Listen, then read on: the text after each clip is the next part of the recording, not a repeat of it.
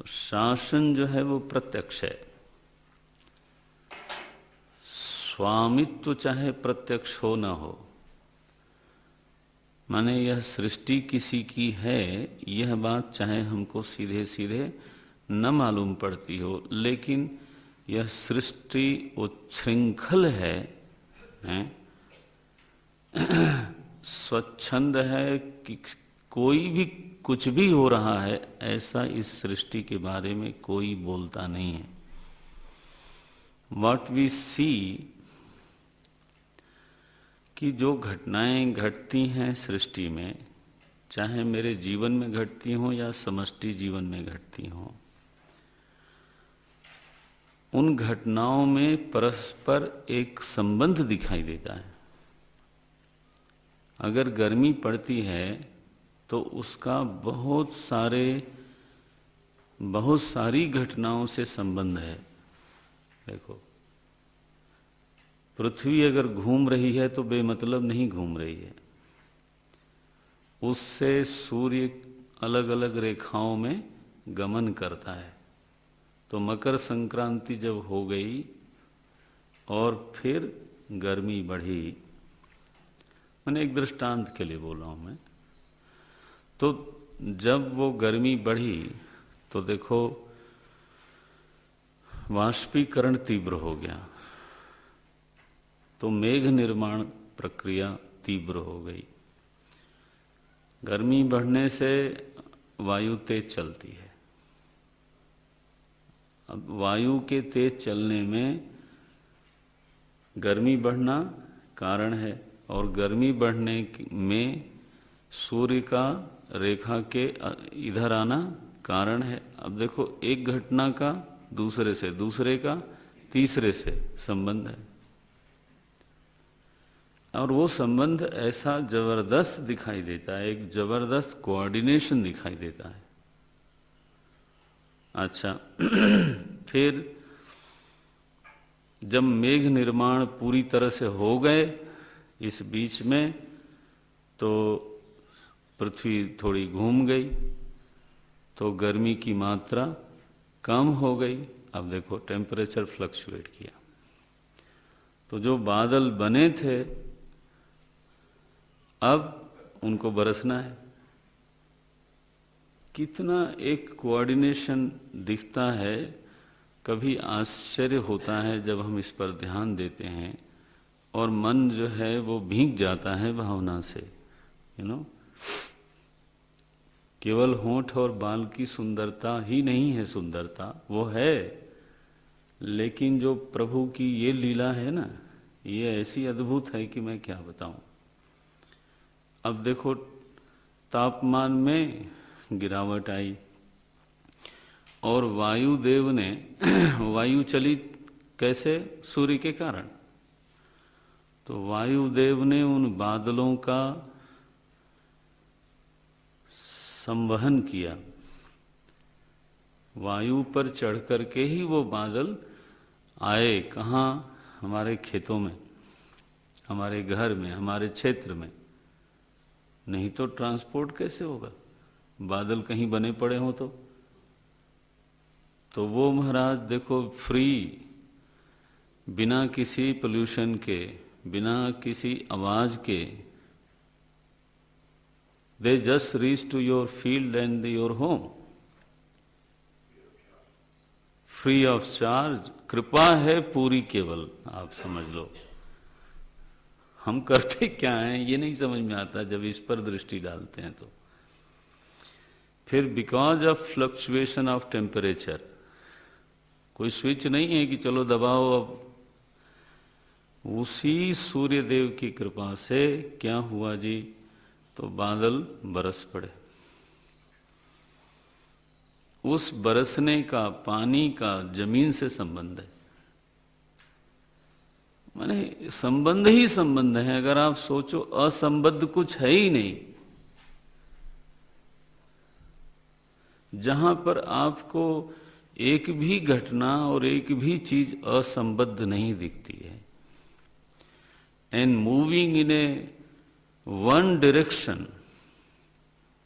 the whole universe and its activity is moving in one direction, क्या है वो? कि आपका जीवन चलता है उससे। अगर ये डायरेक्शन न होए तो भोक्ता को उसका भोग्य पदार्थ कभी प्राप्त नहीं होगा। हमारे विचार का एक विषय ये हो सकता है कि बरसात कैसे होती है, लेकिन विचार का दूसरा विषय है कि ये होती क्यों है। निष्प्रयोजना इयं सृष्टि वा सप्रयोजना, यह जो सृष्टि है वो निष्प्रयोजन है या इसका कोई प्रयोजन है? ध्यान रखना, प्रयोजन पर विज्ञान ने कभी विचार नहीं किया। विज्ञान का विचार हमेशा हाउ, कैसे है ये, उसमें शोध करते हैं।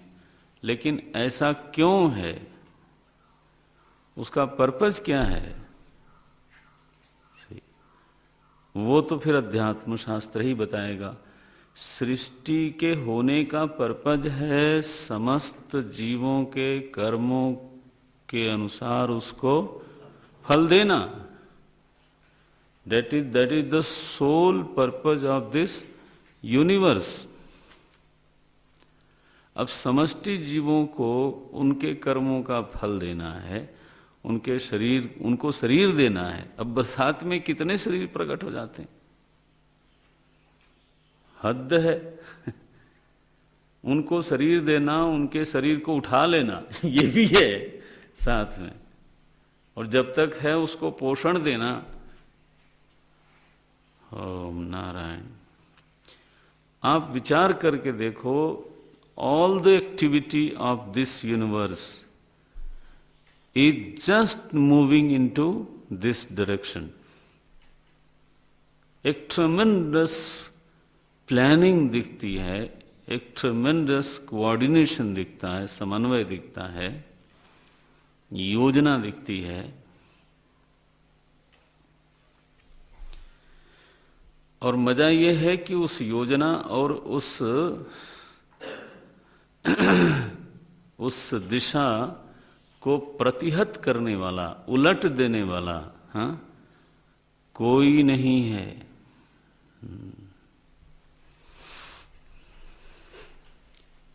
अखंड साम्राज्य जिसको आप बोलते हो। कल बच्चे लोग रामायण पढ़ रहे थे, मैं बाहर था तो सुनाई पड़ा। क्या चौपाई थी, कल ही या परसों था।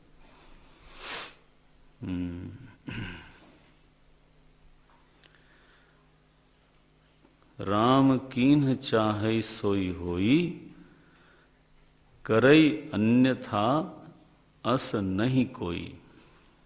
पढ़ा ना आप लोगों ने? बोले हमने पढ़ लिया, हमने थोड़ा नोटिस किया। वो होता है, धीरे धीरे ये चीज आनी चाहिए, ध्यान जाना चाहिए। अभी पढ़िए, उसमें भी हम प्रसन्न हैं, स्वागत है उसका भी।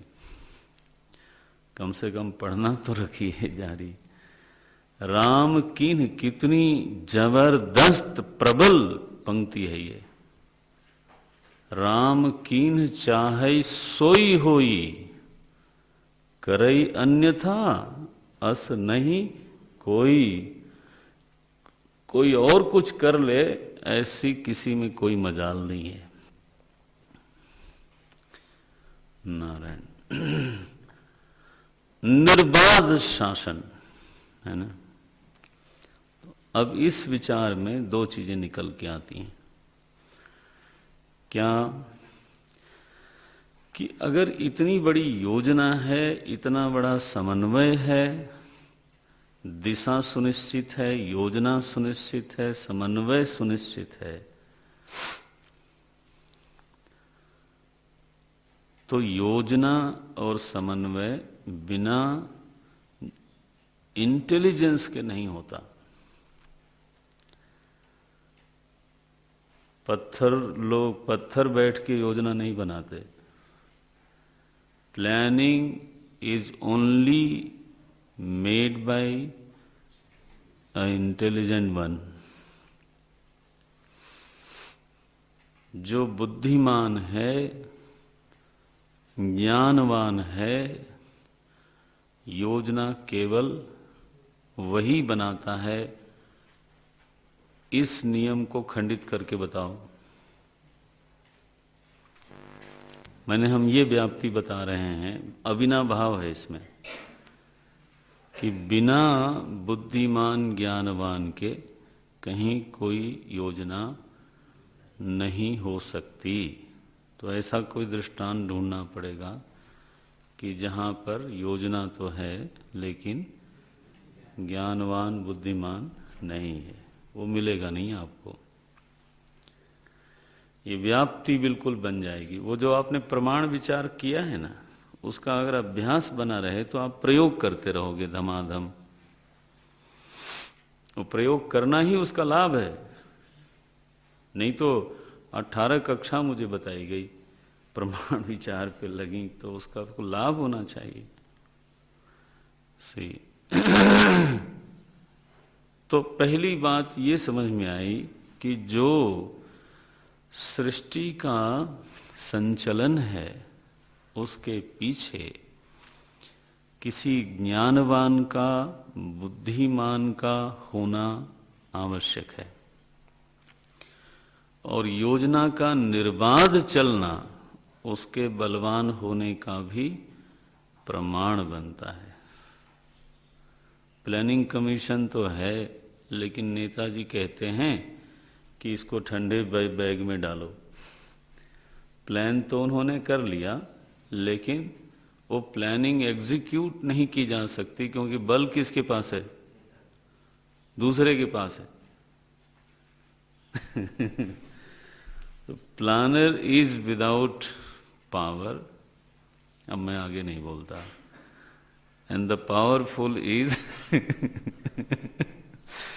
नारायण। ये जो तलाक हुआ है इसको थोड़ा, इस शादी को ठीक हो जाना चाहिए। तो एनीवे, क्या कहा जाए। सो बुद्धिमान, ज्ञानवान और फिर बलवान होना चाहिए। ये हम क्या सोच रहे हैं, ये अनुमान प्रमाण हुआ? बोले नहीं, ये जो ईश शब्द श्रुति माता ने हमको दिया है उसको समझने का ये उद्यम है। हमारी ओर से हमने नहीं कहा कि वो ईशा है। ये शब्द किसका है? श्रुति का है। तो ध्यान रखना, श्रुतिमतः तर्कोनुसंधीयता। हम कोई, आप जब भी केवल अनुमान पर आश्रित होने लग जाएं तब अपने को रोक लें, क्योंकि यह निश्चित है कि इस प्रमेय में, माने ईश्वर नाम के प्रमेय में, अथवा आत्मा नाम के प्रमेय में, अथवा लोक लोकांतरों के अतीन्द्रिय विषय में प्रत्यक्ष और अनुमान आदि प्रमाण नहीं है। तो उनका आश्रय लेना फिर एक भूल है। अनुमान करते हुए भी ये समझते रहना चाहिए कि ये हमने शुरू नहीं किया विषय। ये विषय किसने शुरू किया? श्रुति माता ने। ईशा ये है। तो सृष्टि में शासन प्रत्यक्ष है, समन्वय प्रत्यक्ष है, सृष्टि में दिशा प्रत्यक्ष है, केवल ध्यान देने की बात है। और मजा यह है कि शासन व्यष्टि और समष्टि दोनों ही जीवन में प्रत्यक्ष है। शरीर के ऊपर शासन देखो आप, ये शिशु से कुमार हो जाता है, कुमार से किशोर होता है, किशोर से युवा होता है। अब बोले मैं युवा हो गया, तुमने क्या किया युवा बनने के लिए? तुमने क्या किया? बोले मैंने तो कुछ नहीं किया, बस बन गया युवा। बोलना नहीं महाराज, मैंने बड़ी मेहनत करी तब युवा बना। अच्छा, वृद्ध बनने से तो फिर रोकते हो तुम, फिर वृद्ध क्यों हो जाते हो? च्यवनप्राश खाते हैं, दोनों टाइम टहलते हैं, और मैंने सारी जो प्रिकॉशंस ले सकते हैं टू लेसर द स्पीड, क्या बोलेंगे, लेसन द स्पीड। अब वो होता नहीं, क्या किया जाए। मैंने आपको सुनाया होगा, मैं मेडिकल कॉलेज कानपुर में टहल रहा था सुबह, एक सरदार जी करीब 65-66 के होंगे तो वो जॉगिंग कर रहे थे हल्के हल्के, तो उनका पूरा हो गया तो हमारे साथ हो लिए। तो हमने कहा कमाल है, आपकी एज तो लगती है, फिर आप जॉगिंग कर रहे थे। बोले स्वामी जी हम कोई जॉगिंग नहीं कर रहे थे, हम तो बुढ़ापे से भाग रहे थे। अब भागा नहीं जाता तो फिर भी भागने की कोशिश कर रहे थे। बुढ़ापे से भाग रहे थे, लेकिन दुर्भाग्य से उसकी स्पीड हमसे ज्यादा है तो हम उससे भाग नहीं पाते। मुझे बहुत मजा आया, हमने कहा वेल सेड, यू नो, चाहे जितनी मर्जी भाग लो शरीर पर शासन है, जबरदस्त शासन है। जैसे चलना है वैसे ही इसको चलना है। माता जी के गर्भ में हम थे 9 महीने। 9 महीने में माता जी ने क्या किया? शरीर बन गया। बाहर आने के लिए क्या किया? आपको दिखता नहीं है शासन, कोई अभेद्य शासन है ये। दुनिया भर के मेडिकल कॉलेज और सब वो मरने की घटना को रोक नहीं पाते।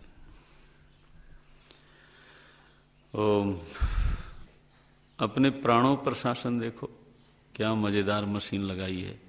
सांस गई बाहर, आई, फिर रख नहीं सकते, गई है, मजेदार चल रही है। रक्त संचार, बोले मैं बैठ के जबरदस्ती करता हूं, रक्त संचार बैठ के करो। पाचन क्रिया, नारायण। हमारा आपका तो कर्तृत्व तो देख लो आप।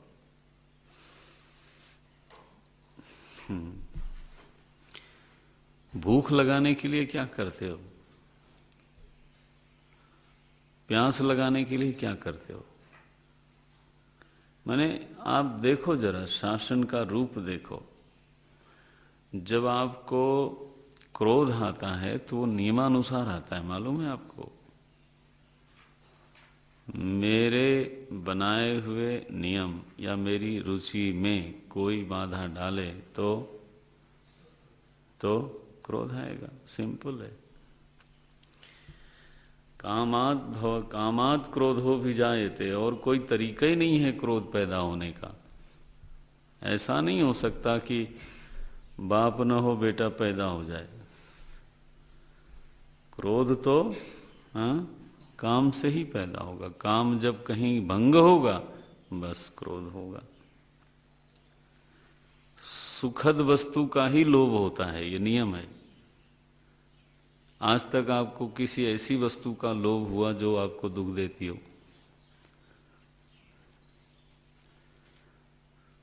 तो लोभ जो हमको होता है वो भी शासन के नियमों के अनुसार ही होता है।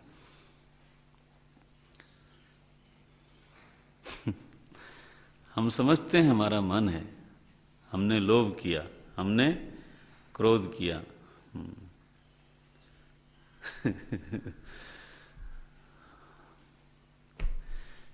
ये तो विचित्र मामला है। हो रहा है शासन, इतनी बात तो बिल्कुल प्रत्यक्ष है। स्मृति पूर्वानुभूत की ही होती है, नियम है। जिस चीज का पहले से अनुभव न हुआ हो उसका स्मरण नहीं हो सकता। ये देखो, स्मृति परोक्ष की ही होती है, प्रत्यक्ष की नहीं होती। इस समय मैं आपकी याद नहीं कर सकता, इस समय मुझे आपका ज्ञान हो रहा है, स्मरण नहीं हो रहा है। बोले मेरा मन है मैं तो आपको याद करूंगा नहीं कर सकते। निर्बाध शासन है। गोस्वामी जी को लिखना पड़ा, शासन की बात तुमको नहीं समझ में आए तो मुझसे सुन लो। यन माया वशवर्ती विश्वम अखिलम, वशवर्ती है, उसके अधीन रह करके वर्तन करता है। कौन कौन? ब्रह्मादि देवासुरा। ईशा पद का ऐसा अर्थ निकलता है। कहीं कोई उच्छृंखल नहीं है, हुक्म अंदर सब कोई, बाहर हुक्म न कोई। गुरु नानक देव ग्रंथ साहब में लिखा, हुक्म अंदर सब कोई, बाहर हुक्म न कोई। कोई हुक्म के बाहर नहीं है। हुक्म माने बैठ के गद्दी पर वो बोलते रहते हैं पानी लाओ खाना, ऐसा नहीं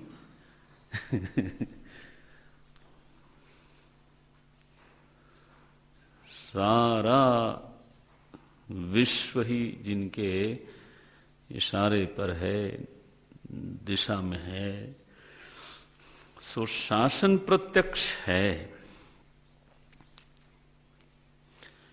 शासक का अनुमान होता है,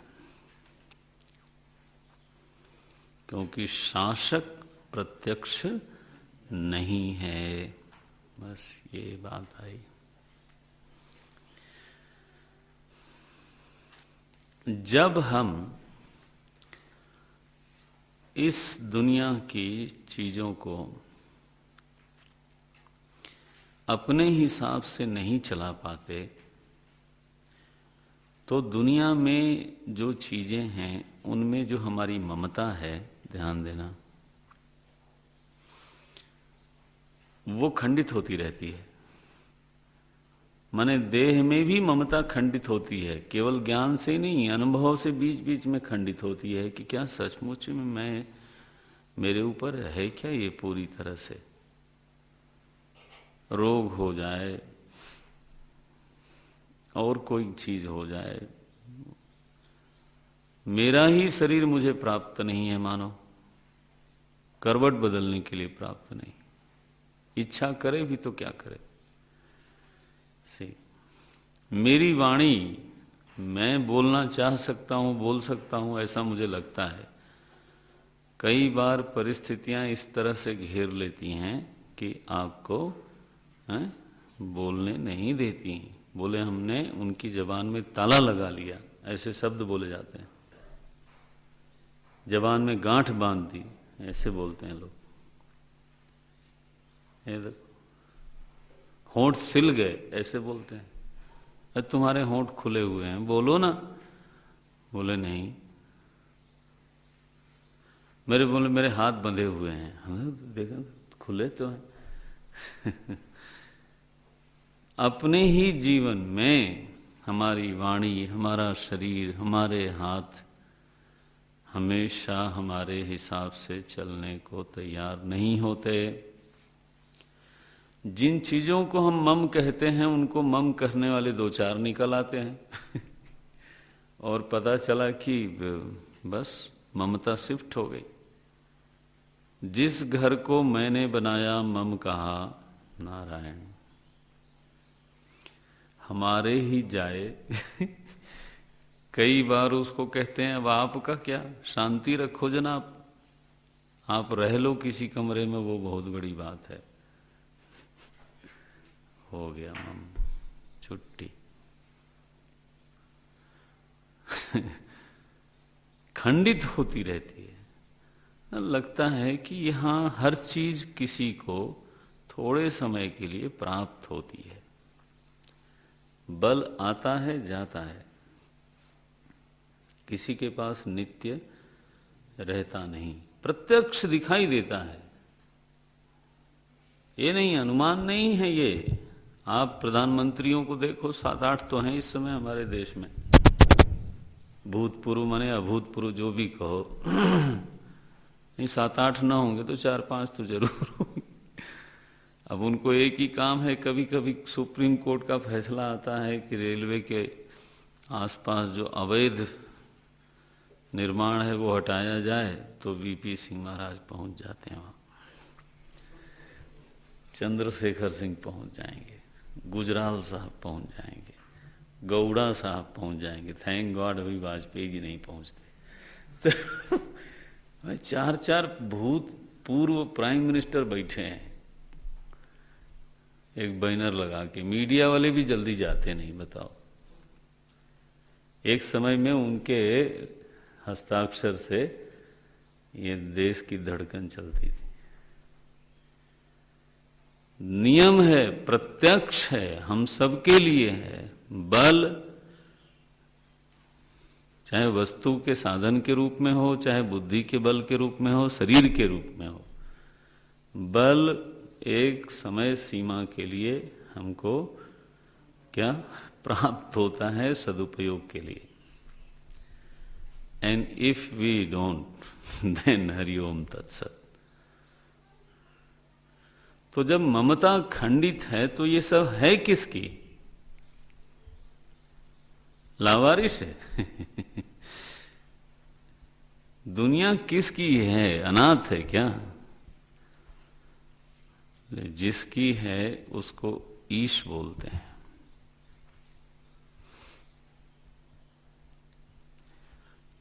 हे नाथ नारायण वासुदेवा बोलते रहते हो ना आप लोग। ये दुनिया सनाथ है भाई। जाकर तैं दासी,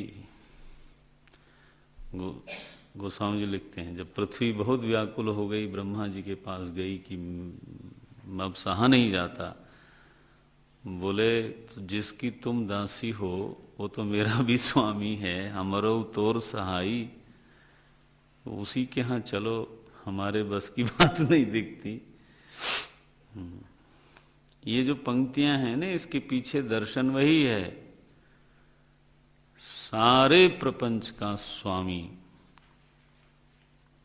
संचालक, शासक, दिशा निदेशक जो सत्ता है वो ज्ञानवान है, बलवान है, बुद्धिमान है और है, वही सबका स्वामी।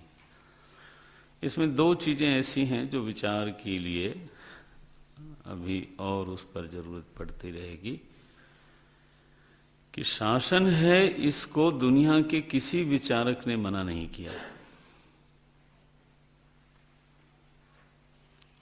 लेकिन शासक को दुनिया के सभी विचारकों ने स्वीकार नहीं किया। सृष्टि है और वो हमारी नहीं है, यह बात सभी लोग मानेंगे। जिस चीज को कल तक हमारा मैं बोल रहा था, मेरा बोल रहा था, वो मेरी नहीं रहेगी, यह बात भी सब लोग जानते मानते हैं। ऐसा इतना समझ सबको है। लेकिन फिर ये दुनिया किसी की है, इसका कोई स्वामी है ना, यह बात सभी लोगों ने स्वीकार नहीं की। तो क्यों नहीं की, ये प्रश्न आया ना फिर कि अगर शासन प्रत्यक्ष है तो शासक को स्वीकार क्यों नहीं किया जाता? वो लोग क्या कहते हैं शासन के विषय में? तो बोले उन लोगों का ये कहना है कि जो शासन है वो विधान के अनुसार होता है। देखो इसमें दोष है विचारों में, लेकिन फिर भी उनका कहना ऐसा है, क्या शासन विधान के अनुसार होता है।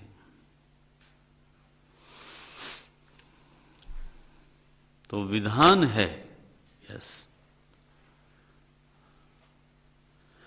और सृष्टि में कितने विधान हैं इसकी कोई गणना नहीं कर सकता, ये भी मानने को राजी है। जिन नियमों का अनावरण हो गया है उसका हम उपयोग करते हैं।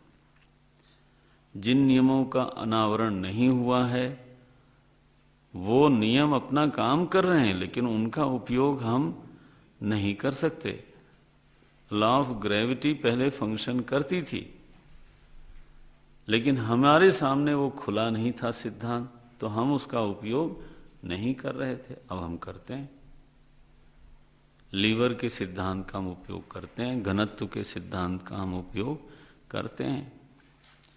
जो केमिकल्स हैं उनके स्वभाव को समझ के वो कैसे रिएक्ट और रिस्पॉन्ड करते हैं वो हमने जाना, तो अब हम उसका जानकारी से हमारे उपयोग की दिशा खुल गई। लेकिन लॉज आर देयर और वो फंक्शन कर रहे थे, कर रहे हैं, करेंगे। कितने लॉ हैं ऐसे? अरे बोले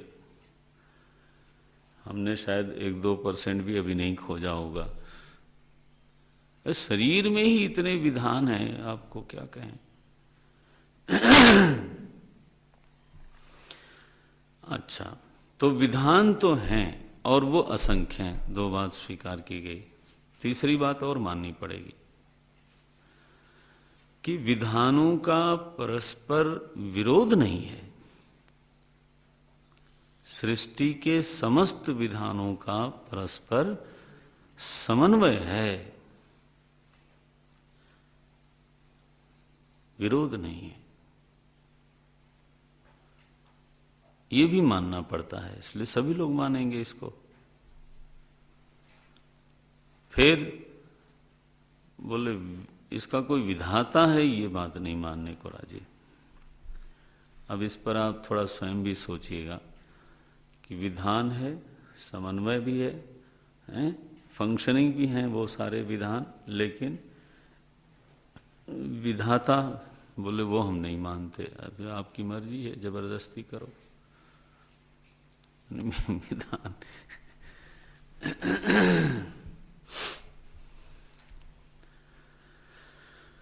ओम नमो नारायणाय। अब उनका पूर्व पक्ष आज मैं दे देता हूं, फिर कल चर्चा करेंगे इस पर। उनका ऐसा कहना है कि आप ये मानना चाहते हो कि एक विधाता है, कोई व्यक्ति है। विधाता शब्द से अगर आप किसी एक व्यक्ति का संकेत करना चाहते हो तो आओ उसको पूरी तरह से रेखांकित करो कि एक कोई व्यक्ति है और उसके पास बल है, उसके पास बुद्धि है, उसके पास ज्ञान है, उसके पास समस्त सद्गुण हैं। यही तो बात दुनिया के ईश्वर वाले कहते हैं। और उसी ने फिर सबके लिए विधान बनाया। विधान का वो विधाता है और उन विधानों का, उन नियमों का पालन भी वही करवाता है। नाम क्या पड़ा उसका फिर? नियंता है। तो एक व्यक्ति केंद्रित ये सारे गुण हुए। नियंत्रित्व उसमें है, विधातृत्व उसमें है, ज्ञान है उसमें, बल है उसमें, ये सब चीजें माननी पड़ेगी। सारे सद्गुण हैं उसमें। ऐसा कोई एक है और उसका नाम ईश रख दीजिए, विधाता रख दीजिए, कोई आपत्ति नहीं। ध्यान रखना जरा, लगभग ईश्वर के इसी रूप को क्रिश्चियन धर्म मानता है, इस्लाम मानता है। बौद्ध लोग निरीश्वरवादी हैं, लेकिन जो बौद्ध धर्मानुयायी हैं ना महाराज, वो जो 1500 दीपक जला करके अपनी याचना करते हैं मूर्ति के सामने, वो उनको ही ईश्वर मानते हैं। बहुत मजेदार है। गुरु का सबसे बढ़िया खंडन अगर कोई कर सकता है तो वो शिष्य ही करता है। जैन धर्म जो है वो निरीश्वरवादी है दर्शन की दृष्टि से, लेकिन सबसे बढ़िया मंदिर उनके बनते हैं महाराज। सुंदर मूर्ति बनेगी, अभिषेक होगा, पूजा पाठ होगी। मैं सोचता हूं बताओ इनके साथ शास्त्रार्थ करने की जरूरत क्या है? इनका खंडन स्वयं इनके अनुयायी लोगों ने ही कर रखा है। जीव की समस्या है महाराज, बिना ईश्वर के वो रह नहीं सकता। उसको तो चाहिए सहारा। जीवन में ऐसे प्रसंग आते हैं जब वो टूटने लगता है, तब उसको चाहिए सहारा, चाहे वो बुद्ध के रूप में मिल जाए, चाहे महावीर के रूप में मिल जाए, और चाहे किसी और रूप में। वो ग्रंथ साहब के पास जा करके हम लोग माथा नवाते हैं, आरती उतारते हैं, उनका चंवर डुलाते हैं, सुलाते हैं, जगाते हैं। वो क्या है? एक स्थान में उन्हीं को समर्थ, उन्हीं को विधाता मान के ही तो करते हैं। हमारे हिंदू धर्म में राम मंदिर में जाओ, अब देखो प्रसंग ऐसा है इसलिए बोलना ही है, तो शिव जी के पास जाओ, चाहे दुर्गा जी के पास जाओ, क्या मान के जाते हो? कि वह विधाता है, उन्हीं में नियंतृत्व है, उन्हीं में सद्गुण है सारे, उन्हीं में ज्ञान है, उन्हीं में बल है, यही कहा जाता है।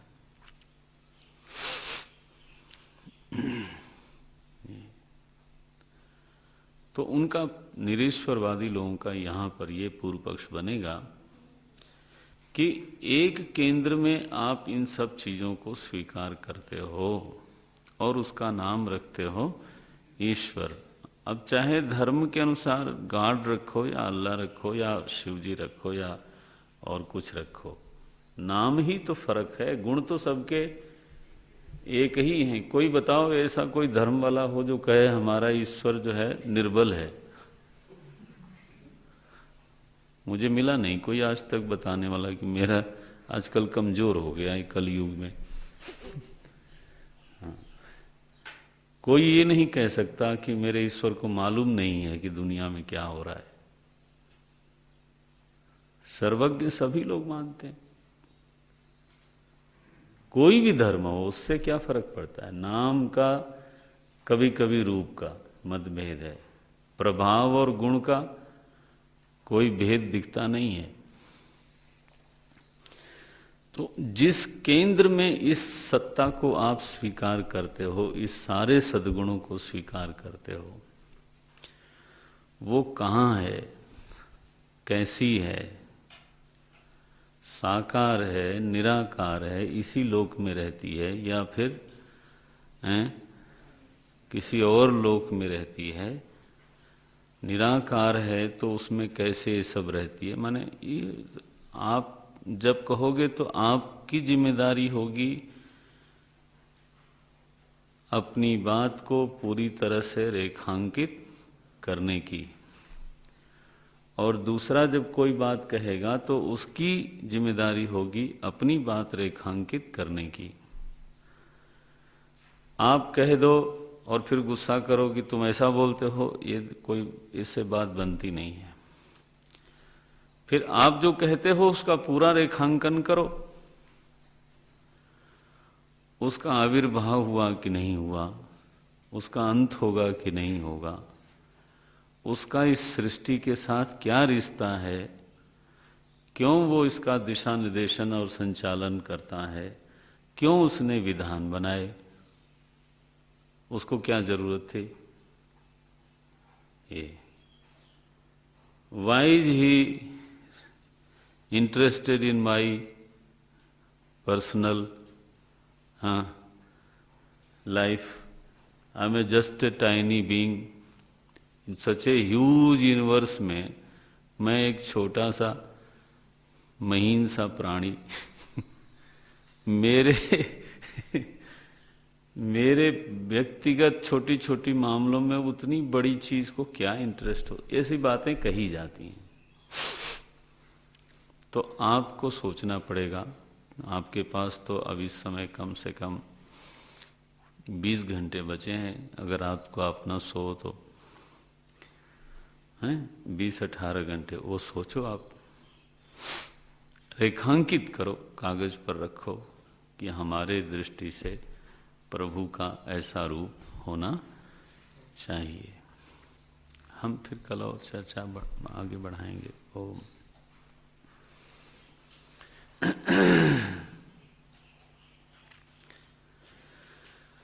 ॐ पूर्णमदः पूर्णमिदं पूर्णात् पूर्णमुदच्यते पूर्णस्य पूर्णमादाय पूर्णमेवावशिष्यते। ॐ शान्ति शान्ति शान्तिः। हरिः ॐ श्री गुरुभ्यो नमः।